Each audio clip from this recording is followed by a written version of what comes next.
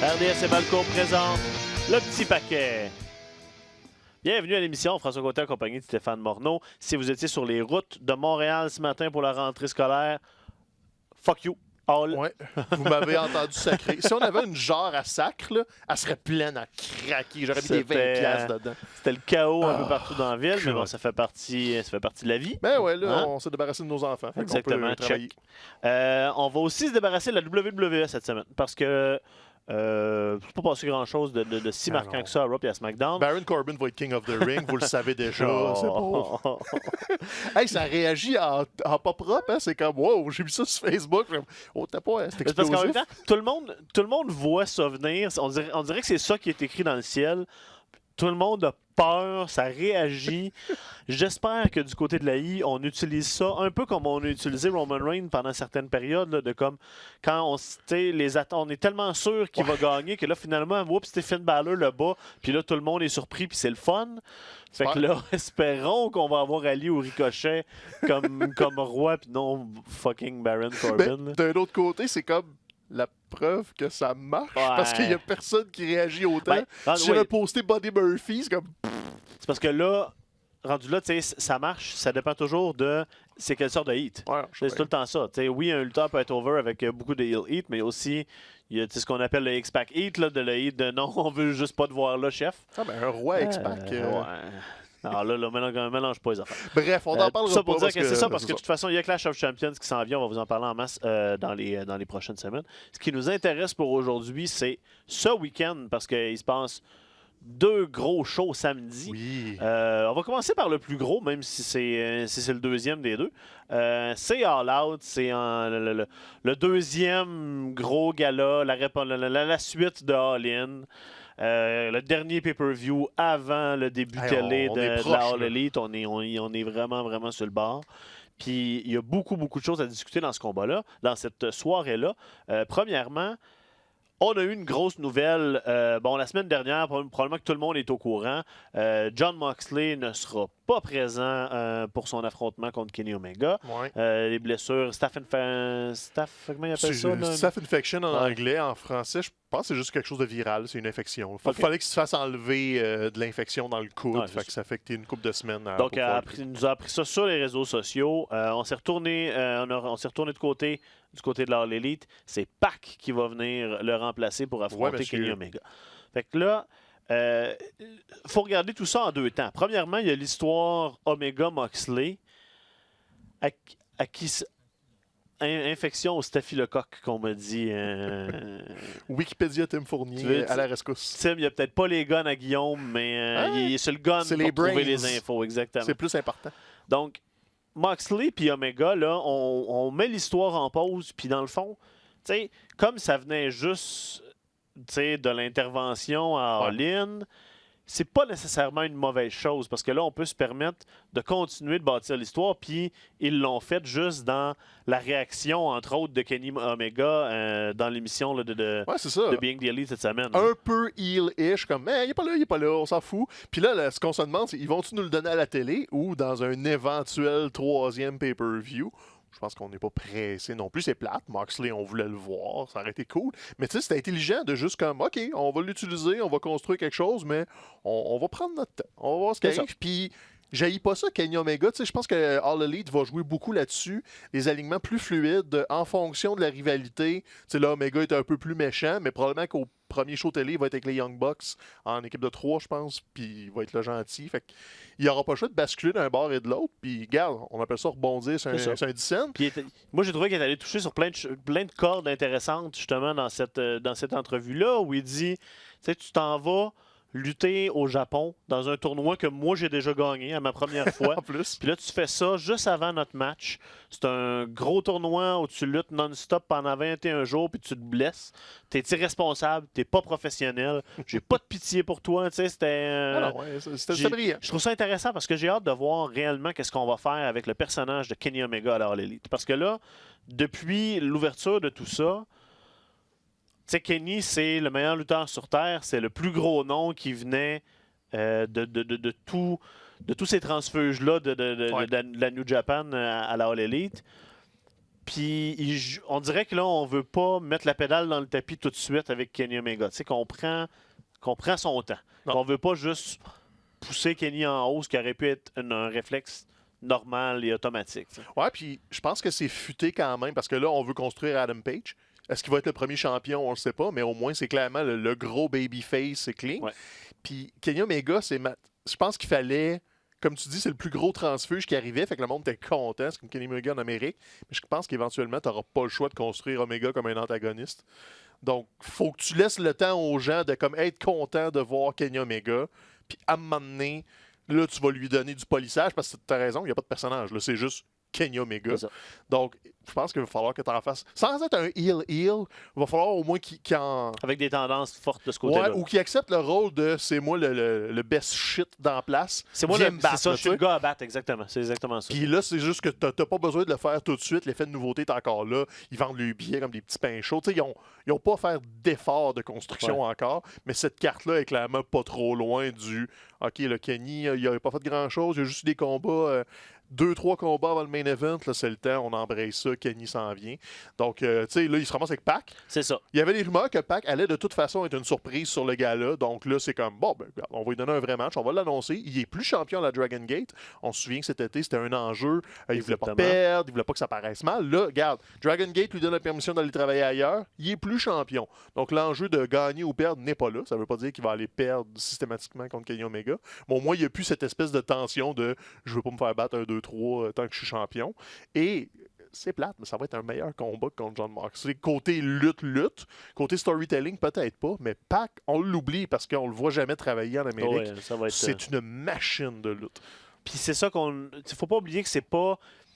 C'est quand même gros comme remplacement. Pac, il a à peine lutté en Amérique du Non, Nord, c'est je ça, pense, là, là, depuis qu'il est plus à la I. Donc ça va être vraiment un premier match, en tout cas un gros match officiel à la télé. oui. Je pense qu'il y avait eu peut-être une petite exhibition à quelque part dans. Dans le WrestleMania Weekend, il avait travaillé une coupe de Gugus, puis T'es sûr, non? tu fait PWG l'été passé? Non. Non, Non, en c'est tout pas cas, ça. En tout cas, j'ai des blancs, là, mais c'est une première grosse apparition en Amérique du Nord. On nous l'avait promis en ligne, puis C'est ça. à cause de ce que tu as expliqué, il n'avait pas été là. Donc, on boucle un peu des boucles en même temps. Puis, ah non, puis je pense que ça va être un crowd pleaser aussi. Là, Ouais. tu vas pouvoir donner un vrai bon 20 minutes à Omega. Là. Ça ne sera pas un brawl. Ça va juste être un OK, faites de la lutte comme vous faites au Japon. Puis tu vas en même temps essayer de séduire justement les gens de la All Elite qui sont peut-être pas si familiers que ça avec la C'est New ça. Japan. Tu vas pouvoir leur donner quelque chose qui ressemble à la New Japan. Donc, moi, honnêtement, j'étais un peu hype. Oh oui, en non, plus, ils n'ont absolument, rien ça fait va pour le être- ça va vendre. être Ils n'en écœurant. ont pas parlé Non, non, dans on a le Being the Elite. Parce Fait que que à ça cause- se vend tout seul. Ça s'est fait à la dernière seconde aussi avec les changements. Ouais. Puis comme tu dis, ça se vend tout seul. Puis côté prédiction, je pense que c'est intéressant. On ne veut pas nécessairement faire perdre Pac à son premier match, mais si c'est vrai que du côté de la All Elite, on veut donner plus d'importance aux Ouais. victoires et aux défaites, si on veut bâtir Kenny Omega, même si Kenny Omega est déjà fort juste par la force de son nom, de qui il est, il faut quand même lui donner des wins. Ben, je pense qu'il faut qu'il gagne. Il a perdu contre Jericho à son. C'est ça. Dans quasiment le premier combat homologué de All Elite. Là, avant, c'était des galas organisés par la gang, mais je pense pas qu'ils comptaient dans les victoires-défaites. Donc là, premier combat officiel, il l'a perdu.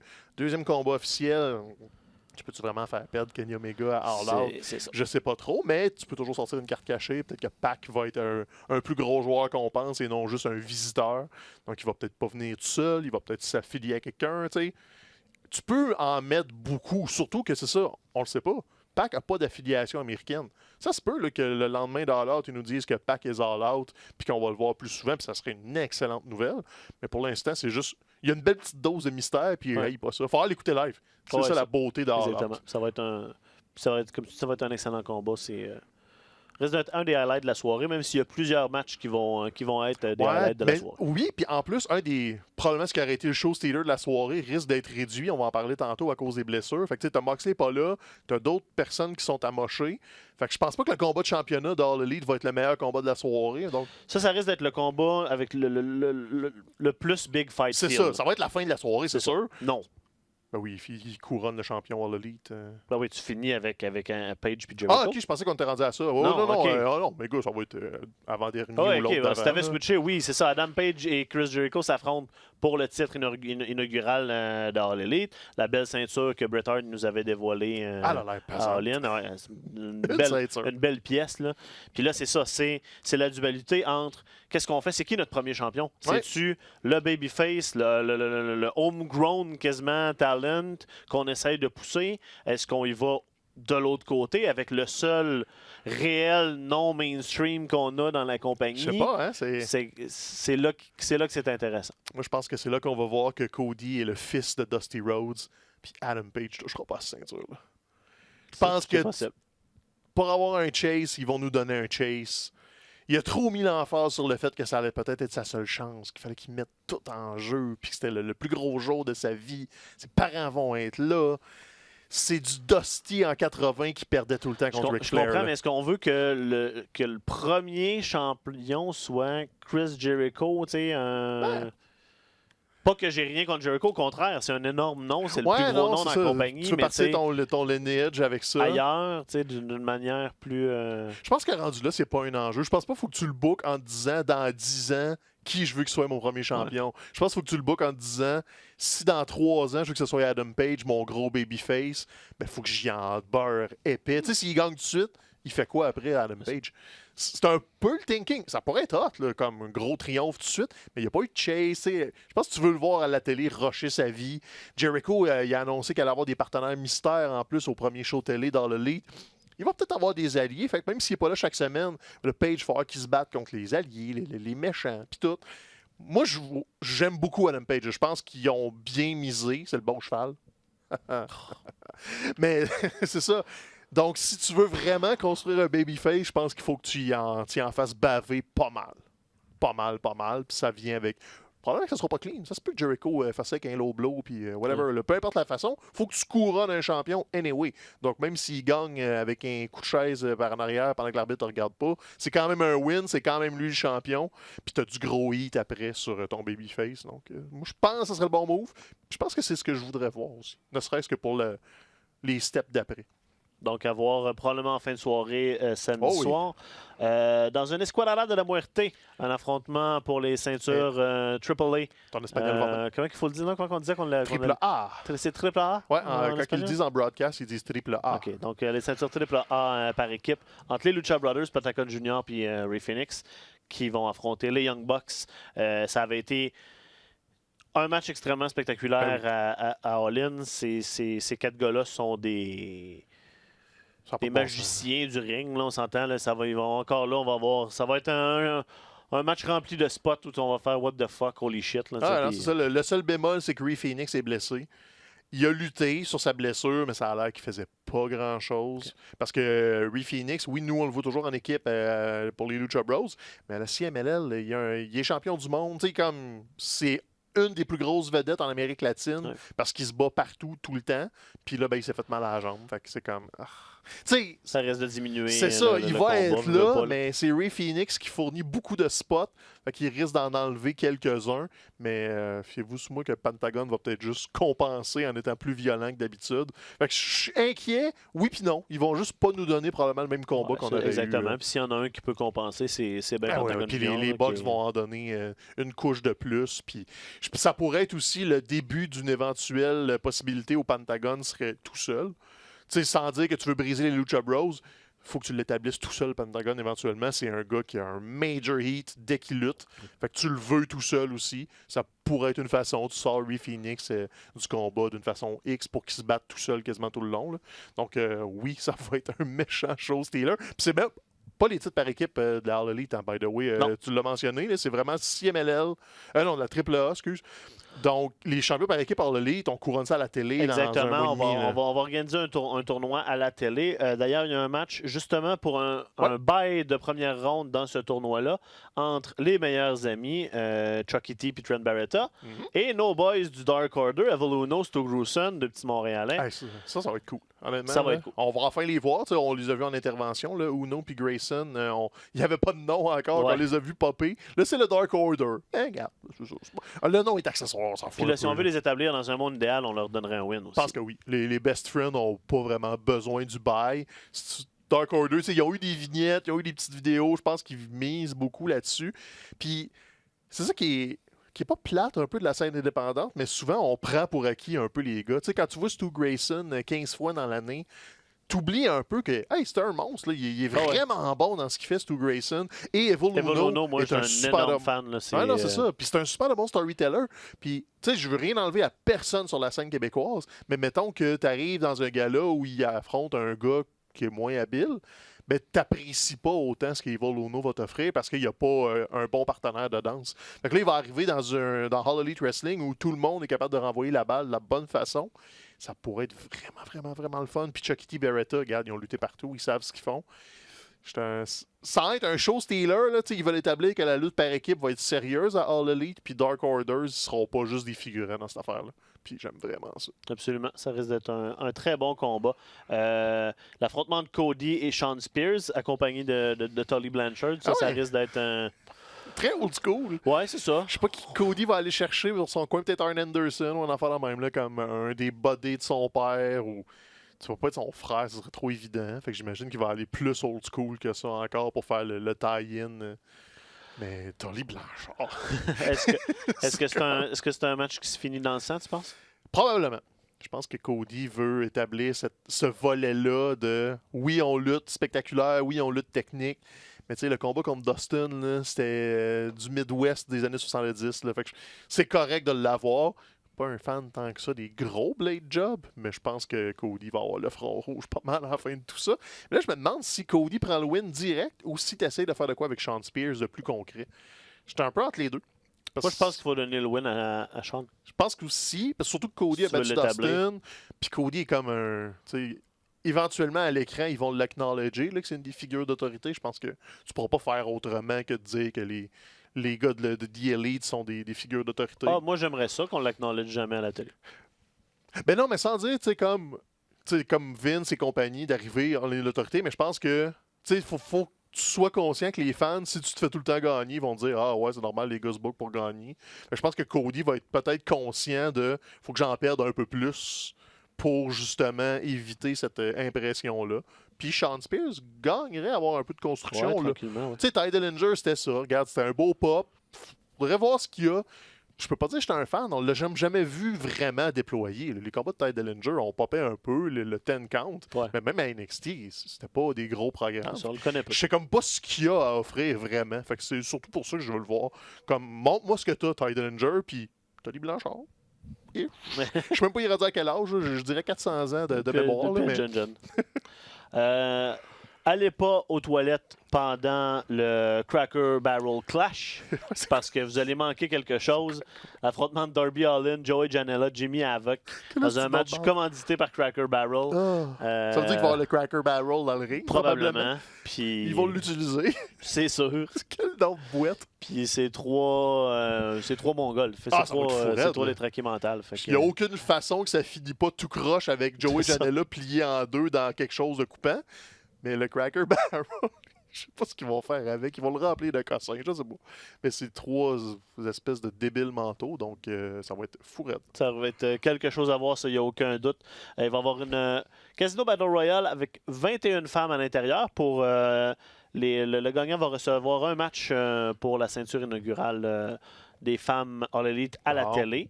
On n'a pas les noms des participantes, c'est difficile. Là, mais c'est pas mal toutes celles qu'on a vues déjà. Il y a Dr. Britt, il y a Kong. C'est une couple de surprises, j'imagine, parce qu'à 21, il va falloir que tu remplisses. Puis, à moins que je me trompe, le casino, c'est les mêmes règlements que ce qu'on a eu lors du Double or Nothing. Donc, on rentre à 3. C'est à 5, 5 avec un Lucky 21 à la fin. C'est correct. C'est une bataille royale. Si c'est bien booké, ça va être divertissant. J'espère qu'il n'y aura pas trop de nostalgie dans leur surprise. J'espère qu'ils vont juste piger dans les jeunes workers qu'on n'a pas. Ouais, puis on risque de voir. Il n'y a pas énormément de Japonais sur la carte. J'ai l'impression que c'est là aussi qu'on va aller piger. Puis, c'est clair. Il y en a 6-7 eux autres qui en ont. Ils ont piché là-dedans. Stéphane, parle-nous de l'affrontement entre Rio et Hikaru Shida. c'est ça, là. Aucune idée c'est qui, mais... C'est chiant, ça. Moi non plus, je sais pas c'est qui. Moi non plus. Ça doit être les gars C'était ça, la de choses, là, le clan de Chinois. Non, c'est des Ah non, femmes. c'est des... Ah, ok. C'est... on les a pas vus. On les a-tu vus, eux autres? Étais-tu dans le combat de Joshi qu'il y avait eu à C'est ce All-In? que j'essaie de me souvenir, puis je m'en souviens pas. Puis Bon. parce que je suis nul, vraiment nul avec les noms de lutteuses féminines. On ne je sait pas m'excuse. encore. On est en début d'apprentissage. Ça va être bien bon. Ça risque d'être intéressant. Private Party, que moi, je connais pas vraiment. Ouais. Isaac Cassidy, Mark Quinn, qui affronte Angelico, Jack Evans en match par équipe.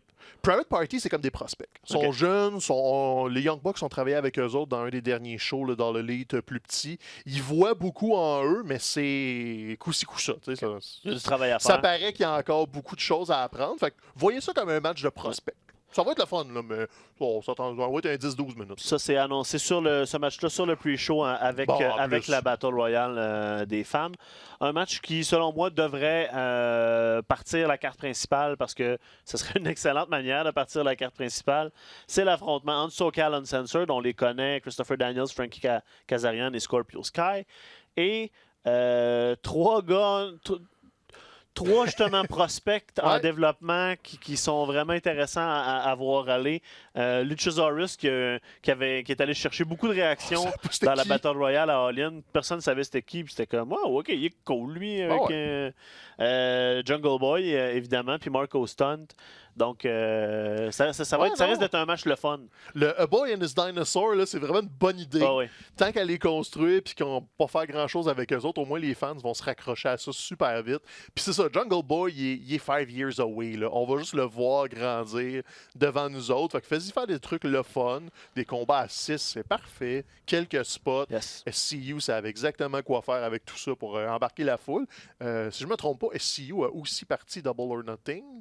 Il me Oui. semble que c'est le premier combat de la soirée. Ouais. Fait que- puis c'était un bon début de soirée. Fait que j'aurais aucun malaise à ce qu'ils repartent encore de la même façon, petit party avec la gang de SoCal. Why not? Why not? Donc, tout ça se passe samedi soir, encore une fois au Sears Center en banlieue de Ouais. Chicago, en Illinois, autour de 8, 7 heures 7, ou 8, le pre-show, disponible en pay-per-view et aussi sur Fight TV. sur Fight. Puis le pre-show est gratuit, donc Bleacher Report, je pense, ça va bien Il me marcher. semble qu'ils ont parlé de YouTube aussi Ça pour se le pourrait pre-show. aussi. Là, fait que tout ça se devrait... Mais si vous commandez le pay-per-view, de toute façon, le pre-show est disponible dessus. Puis là, CM Punk, un autre CM Punk. Il était à StarCast la veille. Je sais pas. Je sais pas moi non plus. On dirait que tout se peut. Là, en plus, il y a des rumeurs que Fox l'aurait approché pour qu'il vienne travailler à la télé avec eux autres, Ouais. mais pas à la WWE, mais genre sur un talk show de lutte. Donc, ça serait pas un retour à la WWE, mais il y a des rumeurs de retour dans la lutte. Puis là, c'est comme, OK, c'est juste un levier de négociation? C'est un écran de fumée? Moi, Punk, je comprends rien. j'ai l'impression que quand il va popper, ça va être à WWE. C'est pourrait. Je pense qu'il y a... tu sais, ils vont finir par y lancer trop de cash pour qu'ils disent non. L'aspect du cash est là. Moi, c'est con. L'affaire du talk show de Fox me fait dire, ouais, puis si Punk, ça ne tente pas de lutter, puis il veut juste s'asseoir au bout. Qui pitch, mettons, le contrat de 3 ans à 1 million par année pour être dans le boot? Parce qu'il est bon, il le fait Ah oui. en arts martiaux mix, il a animé des gugus de télé-réalité à la télé. Il va être dans un film d'horreur, que le trailer est sorti cette semaine. Ah. Fait que clairement, il y a une visée médiatique dans son plan de carrière. Puis dans la mi-quarantaine, ça se pourrait que ça ne tente plus de lutter legit, mais de quand même travailler dans le milieu. Est-ce qu'il reste assez d'amis pour le faire? Ça, je sais pas. Il est bien bon pour se brûler des ponts. Tu sais, l'argent répare bien des affaires, mais quand tu te mets à brûler des ponts avec les gens qui décident, Ouais. Vince, lui, travaille avec des grudges. Là. Il l'a toujours fait. Il a pardonné aux Warriors, il a pardonné Ouais, à mais tout c'est le ça, monde. exactement. Mais tu sais, un gars comme Cody, mettons, qui décide qu'il est tanné, pas sûr qu'il y a la même rédemption possible. Fait que s'il se brûle ces ponts-là, Je pense pas que personne... C'est ça, Punk est dans une situation, je pense, où il fait un peu ce qu'il veut. Il peut se mettre tout le monde à dos parce que tout le monde sait quand même la valeur qu'il a. ah puis- ouais, non. Il y a quelqu'un qui va y faire un chèque. Tu sais, juste Starcast, je pense qu'il le diffuse sur pay-per-view. aux States. Ah ouais. Il fait un Q&A d'une heure, là, puis je pense qu'ils le vendent sur le pay-per-view traditionnel à genre 20$. Là. C'est comme OK, là. Mais la demande est là. Est-ce que c'est trop de nostalgie? Ça commence à dater, là, le Summer of Punk. Là. On approche le 8-9 ans. Là. Donc, c'est comme, ça fait-tu trop longtemps? Est-ce qu'on est trop comme optimiste qu'il y a encore de quoi offrir? Puis si c'est le cas, ça commencerait à être le temps. Moi, là. une chose qui est sûre, là, moi, j'arrête d'espérer que Punk va se pointer à un show. Ça, Non, là, ça, je ça l'espère donne pas. plus rien. Là. Enjoyons, la carte n'a pas besoin de Ah, CM non, pas Punk du de toute tout. façon pour être intéressante. Là. Il pourrait me saupoudrer une petite surprise que je serais pas, tu sais, pas Punk, là, genre autre chose, un Ouais. autre signé que je serais bien content, comme Moxley a popé à Double or Nothing. Mais faut pas non plus que tu crées l'habitude que chacun de tes pay-per-view a une grosse surprise, parce qu'après ça, les gens vont être déçus s'il y en a pas. Donc, tu peux faire attention, ça peut être une des bonnes lutteuses féminines, genre Tessa Blanchard, s'il y a un moyen de l'amener avec un... Je pense qu'elle a un contrat assez serré avec Ben, Impact. le contrat se serrait avec Impact, mais Impact laisse travailler les workers ailleurs. Fait que, tu sais, ça aide temps plein à All Elite. Peut-être qu'elle aurait le droit de juste venir dire son mot dans le Royal Rumble, puis elle pourrait être l'aspirante, puis perdre pour la belt. Tu sais, Peut-être. Tessa Blanchard est la meilleure lutteuse en Amérique, le bar none. C'est juste qu'on la voit pas beaucoup. Moi, ça me ferait popper. Vraiment solide.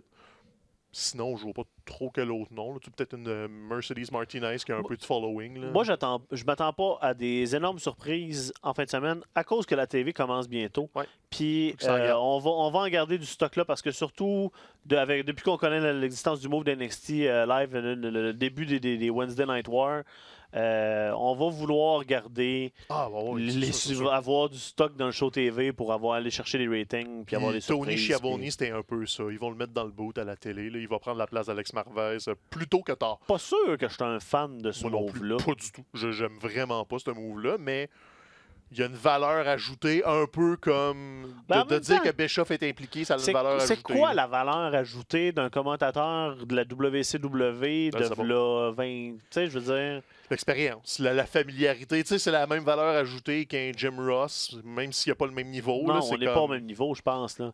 Ben, Schiavone, Jim, il était bon. Là, au moins, mais- au moins, on garde c'est Excalibur. Ouais, qui- faut pas qui- qu'Excalibur C'est ça, bouge. Excalibur Ça, c'est sûr avait que non. été le highlight de leur boot de description. JR avait fait un job honnête. Ouais, puis Alex Marvez, c'est ça. Il était Là, correct, sans ouais. plus.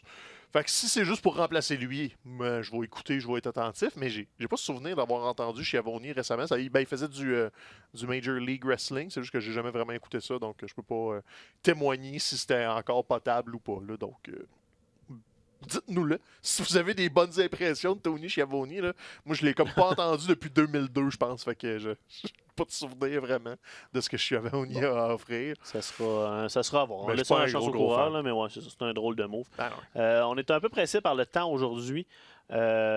Sauf que là, on va déborder pareil. On s'excuse à la gang du terrain de jeu Kate pétait des fleurs. qui attendent. Parce que là, on veut aussi vous parler d'NXT Cardiff qui va avoir lieu Ouais. samedi après-midi sur le network. C'est amuse-bouche. Exactement. Un autre pay-per-view du brand UK que moi, je suis pas personnellement, que je Non, trouve un c'est peu ça. useless. J'ai regardé un que- épisode pour dire, là, je pense la semaine passée, puis c'est exactement NXT, mais avec la gang de UK. Donc, t'es regardes pas, ça change pas grand-chose à l'appréciation. Mais il y a énormément de talent dans cette carte-là. Ça vaut la peine d'être regardé, Oui. même si je pense, même si vous ne regardez pas le produit NXT UK. Puis, tu sais, en partant, l'affrontement de Walter puis entre Walter et Tyler Bates. Si vous suivez Progress, on l'a vu l'année passée, je pense, à Wembley. Ouais, Ça avait été tout un combat. un des combats de l'année, probablement. Exactement. Le Strong Boy contre le Mastodonte, le ring général. Ah non, puis c'était bon, c'était stiff, c'était long. J'imagine qu'ils vont repiger là-dedans. Là. Tu Je peux sais pas. En même temps, la WWE, c'est pas pareil. Non, c'est sûr. On- Mais WWE, c'est pas pareil, mais tu sais, regarde, on a vu Gargano Cole nous donner des demi-heures assez intenses. Si deux gars de NXT UK peuvent le faire, c'est Walter puis Tyler Bates. C'est comme, honnêtement, moi, juste pour ça, je vais regarder la carte. Assurément, il y a beaucoup, beaucoup de bons stocks. Puis aussi, ça va me faire oublier que là, le monde commence à dire que Walter ressemble à Dominique, le fils de Mysterio. Puis là, je veux comme pas gâcher Walter dans ma tête. Fait que je veux re-regarder un vrai bon combat. Parce que là, je suis comme un peu brisé par cette image-là qui est pas forcément fausse. Puis ça me gosse un peu. Une bonne manière de l'amener sur le main roster. C'est le vrai père de Dominique. Switcheroo. Ah oui, puis les sacs une volée à Rey Mysterio. Ah, ça, oui, il pourrait détruire. Hey, une chop de Walter à Mysterio, là, je pense que Mysterio casse en deux. Prenez des notes. Moi, je veux voir ça. Donc, on est en mode construction. De toute façon, sur Walter, on ne s'attend pas à ce qu'il perde la ceinture contre Tyler en fin de semaine. Mais on s'attend quand même à tout un combat. La favorite de tous nos cœurs, Toni Storm, défend sa ceinture de championne féminine UK contre Kaylee Ray. Ça va être le fun. Toni Storm, tout ce qu'elle fait, c'est le fun. Ah, donc, Toni Storm va arriver en Amérique tôt ou tard. Là, pour l'instant, elle est à NXT UK, puis elle va brûler NXT UK. C'est une superstar. Il n'y a rien d'autre. C'est une rockstar avec le titre féminin. Écoute, je l'adore. Elle peut pas rien faire de mal, je pense, dans ma tête. Donc, c'est très, très, très, très chauvin. Mais je pense que ça va très bien aller pour elle dans ce combat-là. Combat pour les ceintures par équipe UK. Yes, Zach Gibson, James Drake qui affronte Mark Andrews, Flash Morgan Webster. Et l'équipe Gallus qui est composée de Wolfgang et Mark Coffey. Tout du monde qui ont buildé depuis le ça. début de NXT UK. Qu'on a vu, sinon, si vous n'avez pas beaucoup écouté NXT UK, c'est des gars qu'on a vu dans les tournois aussi. Là, les tournois qu'il y a eu à NXT. Là, pas le tournoi par équipe, mais l'autre, Cruiserweight Classics, il y en a eu là-dedans. Le premier tournoi pour couronner le champion UK, des gars comme Wolfgang, c'était là-dedans.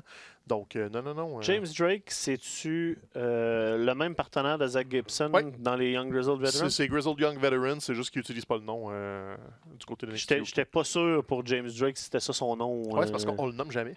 C'est ça, c'est tout. Mais écoute, ils font exactement ce qu'ils faisaient avec Grizzled Young Veterans, c'est juste que... Ouais, puis ils sont champions tag team à Progress aussi présentement. Ouais, puis ils sont très forts là, comme équipe. Ils sont parfaits. non, puis côté ils ont lutte... le temps de mettre la foule contre eux. Puis Flash Morgan Webster, moi je le trouve vraiment le fun. Mark Andrews aussi, moi je l'aime. Mais Mark Andrews, je suis surpris, il travaille ailleurs. Comme je sais pas où ce qui va aboutir à temps plein, Mark Andrews. Il se promène un peu. Bref, beau petit combat par équipe de 3. On pense pas qu'on va être déçu là-dessus. Dave Mastiff, Joe Coffey dans un last man standing. Ça, c'est deux gros gars qui vont se taper dessus pendant 15 minutes. Puis ça va être le fun aussi. Les deux ensemble, je suis comme un peu inquiet, mais j'aime vraiment beaucoup Dave Mastiff. Il a le look. Il a l'air d'un méchant de cartoon de super-héros. Tu te vois dans Dave Mastiff, c'est ça? Hein? Je suis massif. Mais ça va être des gros bonhommes qu'il faut se taper dessus. Ils vont faire des flips. Puis je pense que NXT UK sont high sur les frères Coffey. Fait qu'ils essayent de les protéger un petit peu. Donc, si vous avez un 2 à mettre, ça serait sur le frère Coffey. Mais regarde, ça va juste être deux gros hoss. Ça va être la fun. Travis Bank et Noam Dar, deux gars qui ont tout ce qu'il faut pour voler le show. Là, ça risque d'être intéressant. Là, ça, c'est le bout où je suis un peu intrigué. Le premier pay-per-view de NXT UK, Noam Dar s'est fait bumper par Finn Balor. Puis c'est un peu là-dessus qu'ils construisent. Il est fâché de s'être fait bumper par Finn Balor. Non, j'ai pas eu mon combat, j'ai pas eu ma chance. Mais là, Cesaro, après Raw cette semaine, a fait son sac, a mis son saut, puis a fait « Moi, je m'en vais à Cardiff, puis je vais aller voir ce qui se passe là-bas. » Ça pourrait être là que... Je sais pas s'il rebump Noam Dar pour faire le gag, puis continue tout ça. Puis si c'est le cas, Travis Banks contre Cesaro, take my money. Travis Banks va faire 48 tours de spin dans le milieu du ring. Puis Cesaro, comme sans les chaînes un peu de la télé, on va se souvenir que, OK, il peut faire tout ça, Cesaro, dans un ring quand on le laisse aller. Là. Des King of Wrestling original. Ben oui. Là, c'est comme, moi, j'attends juste ça que Cesaro soit lâché lousse. Ça arrivera peut-être jamais. Mais là, dans un spot comme ça, où il fait juste intervenir, peut-être qu'il ne sera pas impliqué dans le combat. Moi, je dis juste que 1 + 1, je vais voir ça. Manque quelques gros noms, Jordan Devlin, Pete Dunne, entre autres, là, qui sont pas sur la carte, mais en même temps... Bon, c'est ça. Dans le cas de Dunn, on ne sait pas c'est quoi sa situation parce qu'on le voit du côté du main brand NXT. Ouais. Donc peut-être qu'on est sur le bord de le reste donc en Amérique plutôt que ça se pourrait. Là. Il tourne autour de Velveteen. Peut-être qu'il va être là pour le kick-off à USA les mercredis dans 2-3 semaines maintenant. Je pense qu'il va peut-être être impliqué plus tôt que tard là-dedans. Pourquoi pas? Moi, je l'aime beaucoup, Pete Dunne. Puis je pense que Triple H l'aime bien aussi. Il a donné 2 ans de règne de champion UK. Je pense que c'est pas juste parce qu'il ne savait pas quoi faire avec cette ceinture-là. Probablement qu'il voit quelque chose en Dunne.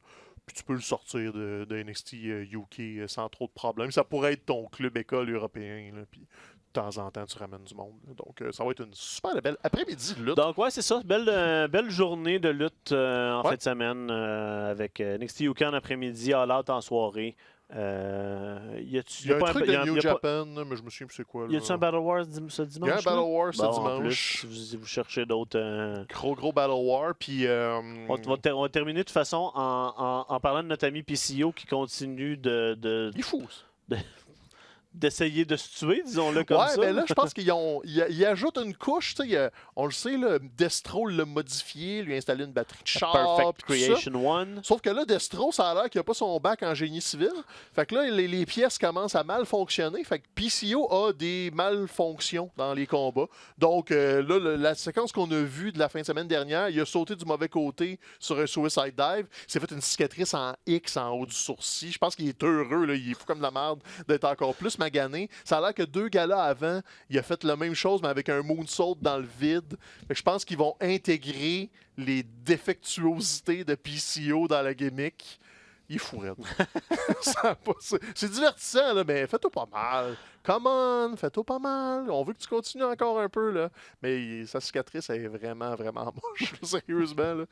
Bref. D'ailleurs, c'est ça pour Poussio, vous pouvez sur son Twitter là, ouais. suivre toutes ces mésaventures. C'est toujours assez funny. Clairement plus humain. Exactement. De notre côté, on vous remercie d'avoir été là cette semaine. On est désolé pour ceux qui écoutent juste la WWE. On va revenir la semaine prochaine à une programmation normale en reparlant de tout ce qui se passe à l'AI, les updates avec Roman Reigns puis Daniel Bryan. On va parler de la finale du King of the Ring qui s'en vient entre Baron Corbin puis, mettons, Andrade, là. Pourquoi pas? C'est déprimant. Minute culturelle en finissant le show, hein? Minute culturelle. C'est la rentrée culturelle de tous les bords, tous les côtés, C'est vrai. mais j'ai pas de minute culturelle. Allez voir Jeune Juliette au cinéma, c'est vraiment très, très, très, très bon. Ça a l'air facile ce que Mathieu fait tous les semaines. Hein? Sinon, si vous n'avez pas vu Midsummer encore, qui est un de mes films je l'ai préférés manqué, de l'été, le Director's Cut s'en vient en fin de semaine, je pense à partir de vendredi au Complexe Forum, si vous êtes dans la région de Montréal, puis peut-être dans quelques autres cinémas. Il y a un 20 minutes de plus, c'est vraiment un bon film. Genre vraiment, vraiment un bon film. Merveilleux. C'est tout. Continuez de nous écouter sur iHeartRadio, sur toutes les plateformes. On est là, on est disponible sur Speaker, sur Facebook, sur vos applications, sur vos applis, comme disent les vieux. Dans votre téléphone à poche. Puis, c'est le petit téléphone. Si vous prenez un flip phone, puis que vous tapez le petit paquet, vous allez nous entendre. Certainement. Puis on se reparle la semaine prochaine en compagnie de Mathieu. Ouais, le Mathieu va pour faire le tour. On est Clash of Champions s'en vient dans 2 semaines. On va être en mode construction en direction du pay-per-view. Merci d'avoir été là cette semaine, tout le monde. Ciao. Bye bye.